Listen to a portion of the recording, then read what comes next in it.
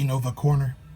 If you're considering replacing a leaking heater core in a non-AC modeled body, here's what the work's going to entail. One, you're going to have to remove that fender skirt in order to get to the top bolts of that doghouse area in there. The perimeter has a total of 7 exterior bolts. You may have some or less bolts depending upon who's done what work in the past, modified it, and made any necessary changes to the design itself. Again, this is a non-AC body.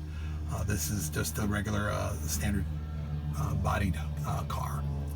Having said this will apply to your Nova, Omega, Ventura, and Apollo bodies. It may also be a similar setup for the Camaro and Firebird lines as well. So again, this is what your view is going to look like. No, you don't have to take your engine out in order to get the work done. It just happens to be I'm doing my engine at the same time, and I figured let me take care of this as well too. But again, this is the view that you're going to be looking at, and that's going to be the perimeter of the work itself. So it's going to give you a chance to kind of redo your firewall at least. Also, to do any kind of rust prevention in that area, prior to painting it and replacing seals to get that housing back in. The actual heater core itself is on the inside of the car, which I'll go in there in just a second.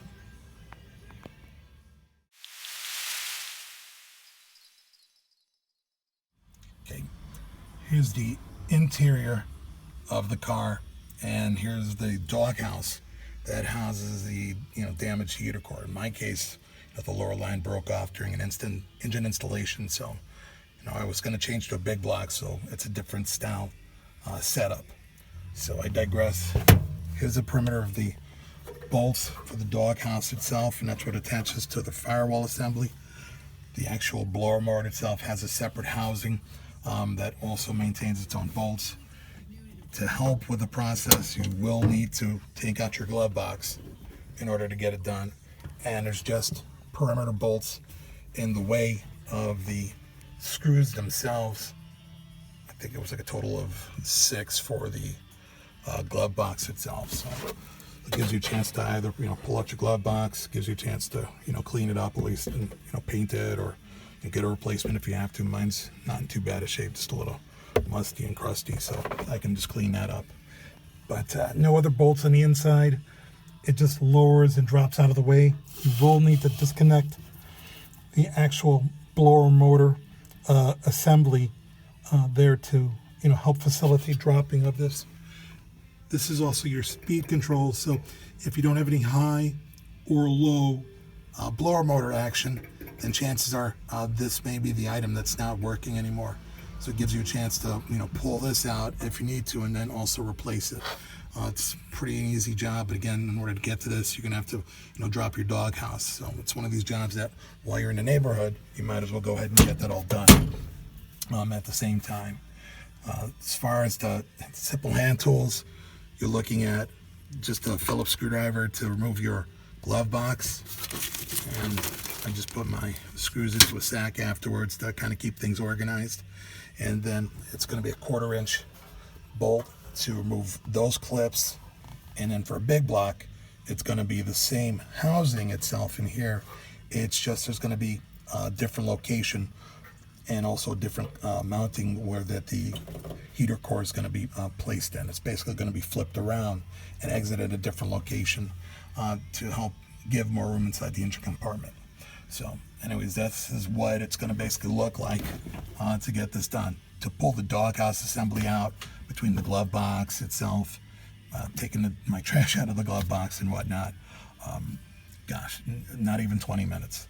So again, to recap, to remove the fender skirt, that's going to be anywhere between 20, maybe 30 minutes. That's between chasing tools, and that's going to be a 9/16. Could be 1/2 inch depending upon again, if it's been modified or not. Your tools will vary based on the year of the car and the abuse it's been through. And then, like I said, removing the fender skirt itself, it's just a matter of dropping it and then rotating it around the tire, which then gives you all that space to get into the engine compartment itself. So if you're planning on doing it, there's basically no way around it unless you're super flexible and you can get to some blind spots. God love you if you can, but that was not my results. So again, this is what you're going to be looking to do as far as the work. This is the views that you're going to be looking at. So if you can do it and you have that time, honestly, my guesstimation, probably 2.5 hours tops, if between removing it, cleaning, prepping, reconditioning, and then reinstallation, which reinstallation should be a breeze at that point. Just simply just do it in reverse order. But one thing I would say to pay attention to is make sure to get a seal for the housing unit itself, because if water hits the firewall, it's going to enter your floorboard area this way. And then also, if it comes in from the engine side, make sure on your doghouse to include a seal on that as well. But those are just my 2 cents. Do what you want. But like I said, the more complete the work, the less time you have to do in correcting it. And I'd rather just be one and done.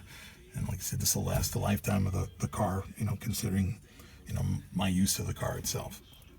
Okay, well, good luck with your projects. And if you're planning on doing this, again, this is the work that you're going to be looking at. Real simple. A scale of, like I'd say, 5 wrenches. I'd say this is like a 3. So if you've got an AC car, it's going to be way harder than this. So I don't know what that all entails, but good luck on that.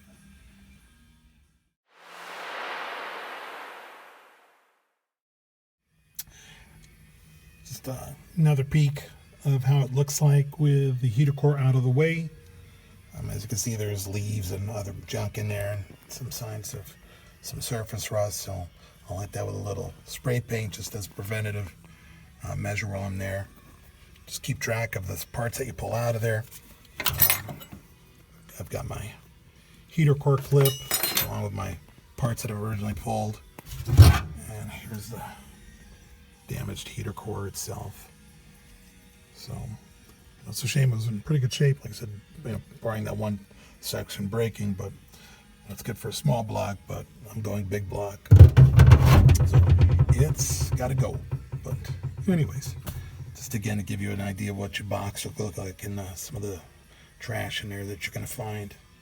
This is what I would say to do, and at least get it started in that. Because the other heater core retaining clip, this was on this side right here. And for me, that came out using a 5/16 socket.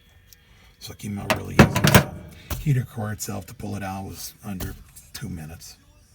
But again, just another update of what you're going to be looking at and some of the reasons why you want to consider cleaning it. And if anything, I wouldn't want metal on metal contact here, so at least put some kind of a seal on there to protect the next core that goes in there from rattling and rubbing.